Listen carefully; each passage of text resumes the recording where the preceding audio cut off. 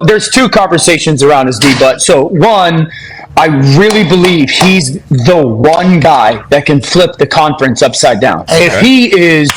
If he is player-wise, what he showed the potential to be coming out of school, and then for those couple games last year, you're talking, oh my gosh, this team is absolutely contending to win that division and be in a difficult situation.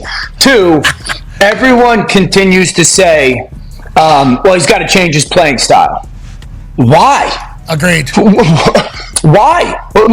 If we were going to make him Kirk Cousins, he would have been in the fourth round. I don't want him to be Kirk Cousins. I want him to be Cam Newton. I want him to be Lamar Jackson. I want him to be Josh Allen. All right then. Strong takes made by Dan Orlovsky. Wow. Just wow. This is Sports Guy Talking that you guys are watching and listening to. I am Dustin Tran, your host, as I am here today to talk about Dan Orlovsky predicting that Anthony Richardson will become Cam Newton 2.0. The statement was made on the Pat McAfee Show, as it is certainly an interesting position to take. With Anthony Richardson recovered from his injuries, the future for the Colts looks really bright, assuming Anthony Richardson can stay healthy moving forward. Before I say anything else though, I want to present you guys with a topic question. So here it is. Do you agree with Dan Orlovsky's take on Anthony Richardson? I'm going to say yes to that question. I don't agree with 100% of what Dan Orlovsky had to say about Anthony Richardson. I like the player comparison that Dan Orlovsky came up with. He said that Anthony Richardson was Cam Newton 2.0. He also compared him to Josh Allen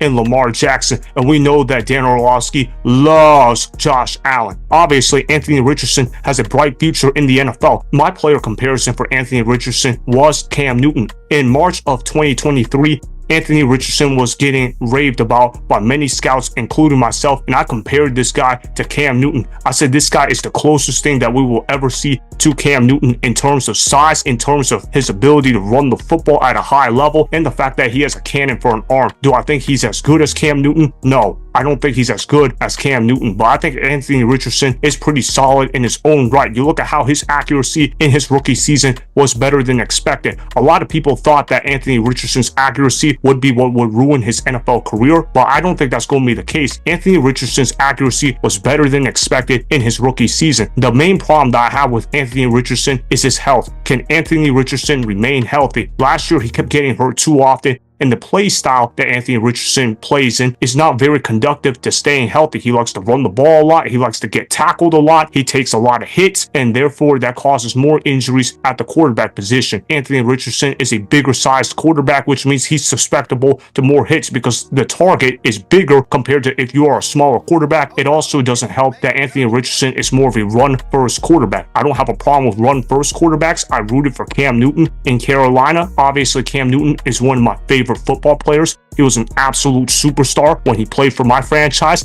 and to see a guy compare Anthony Richardson to Cam Newton, I feel blessed with that comparison, and I actually agree with Dan Orlovsky. I have said myself that Anthony Richardson reminds me of miniature Cam Newton, and obviously Anthony Richardson has a lot of power to his body, which means that he's a power runner. You also look at how the Colts offense is set up for success this year. You look at how Shane Steichen, he's one of the best young offensive-minded guys in today's NFL. I love his offensive schemes that he can come up with. He gets the most out of his quarterbacks. He almost got a Gardner Minshew-led Colts team to the playoffs last year. Gardner Minshew, for context of the situation, is a career backup. For a guy like Shane Steichen to get Gardner Minshew almost to the NFL playoffs last year, that's actually pretty impressive in and of itself. Now, obviously, they lost Zach Moss this offseason. That's going to be a major loss for the Indianapolis Colts. The good news is, though, they have Jonathan Taylor running the football, and Jonathan Taylor is one of the best running backs in football when healthy, and he got paid big time last year, and Jonathan Taylor was still able to produce at a high level. So I'm excited about the running game of the Indianapolis Colts this year. You look at how Anthony Richardson, he's going to be able to run a lot of read options with Jonathan Taylor, assuming that he can stay healthy. And then you look at the weapons for the Indianapolis Colts. They drafted Adonai Mitchell in the second round of the NFL draft. I like that draft pick a lot for the Colts. The guy is a speed guy. He knows how to get open deep. I wanted the Panthers to take a guy like Adonai Mitchell, but they didn't take him. Honestly, when I look at A.D. Mitchell, he reminds me a lot of George Pickens. Obviously, that means it was a good pick for the Indianapolis Colts. They also got got Josh Downs, another young receiver that was drafted by the Colts last year. I like that move for them as well. Josh Downs is a bright young receiver in today's NFL. I know that he didn't have a lot of great stats last year, but that's because he had a lack of opportunities to make plays down the field. If the Colts give Josh Downs a bigger role in the offense, the guy is going to go off and he's going to have a good season for them. And then they've got Michael Pittman Jr., a solid wide receiver. The point is, the Indianapolis Colts have pretty good weapons on offense. Am I going to say that the Colts offense is filled with superstars all over the place? No, I'm not going to say that, but are they better than your average NFL team in terms of weapons? Yes, I'm going to go ahead and say that. And the good news with Anthony Richardson is he gets to play with an above average offensive line on the Indianapolis Colts. The Colts O-line is going to give Anthony Richardson time in the pocket. The question is, though, can Anthony Richardson take those hard hits and can he get up and not get injured? Because that was the thing that bothered me the most about Anthony Richardson. As far as whether or not Anthony Richardson can be a productive football player on the field, yes, I think Anthony Richardson can be a productive football player on the field. The guy is an underrated runner. He's got a cannon for an arm. There's a lot to like about Anthony Richardson's game. And obviously, Shane Steichen is going to cover up the weaknesses of Anthony Richardson a lot because Shane Steichen is a superstar offensive-minded head coach in his own right. The guy knows how to design plays, and he knows how to put quarterbacks in position to be successful. The guy can get basically any quarterback to come in and look competent. Shane Steichen knows football at a high level, and he's going to put Anthony Richardson in positions for success. I think the Indianapolis Colts offense is going to be really good. My issue with the Colts is how good is their defense. The defense struggled at times last year. I know they played good against the Carolina Panthers, but other than the Panthers game, they were pretty bad on defense. Their secondary is suspect, and they really didn't get a whole lot better on defense. I think the Colts offense is good, but the defense brings a lot of question marks to me, and I have high-level concerns